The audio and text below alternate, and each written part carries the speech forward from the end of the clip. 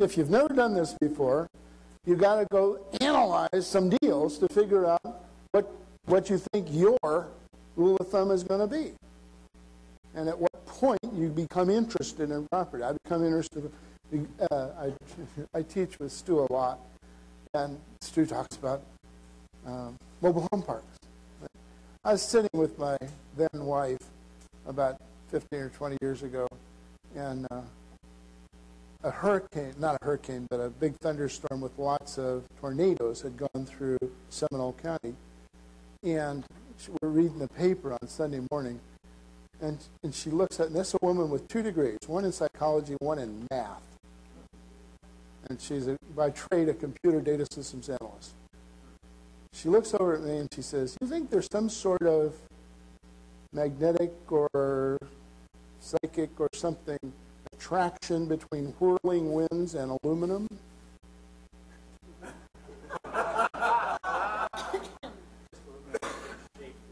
Apparently, just aluminum shaped into a box. Yeah, but I didn't say that.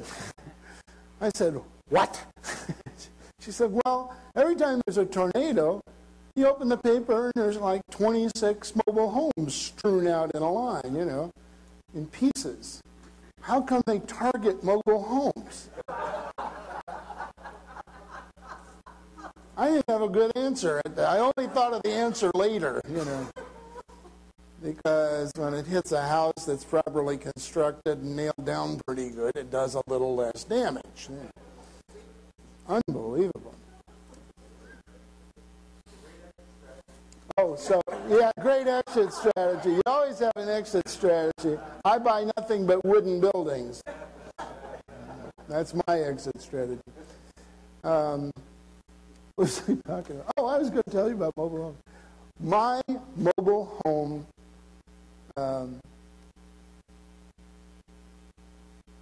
cap rate, because we're going to talk about cap rate next.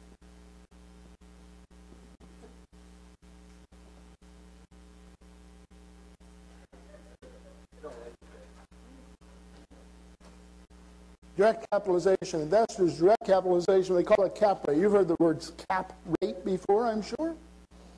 What cap rate means is how much will I capitalize this investment at? And a lot of people use 10%, or used to, because 10% is so easy to use. If the deal throws off $10,000 in cash before taxes, or before debt service even, then it probably is worth $100,000. That's what people would say.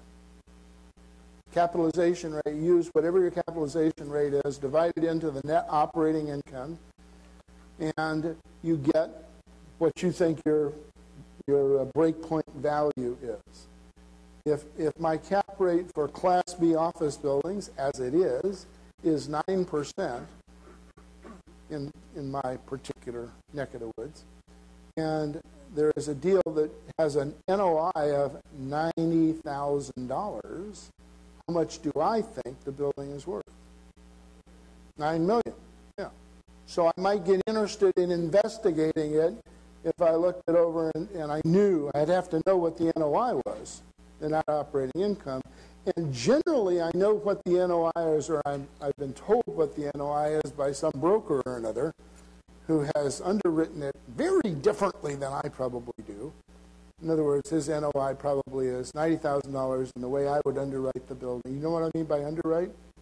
Make certain assumptions about it, and certain assumptions about the vacancy factor and the expenses and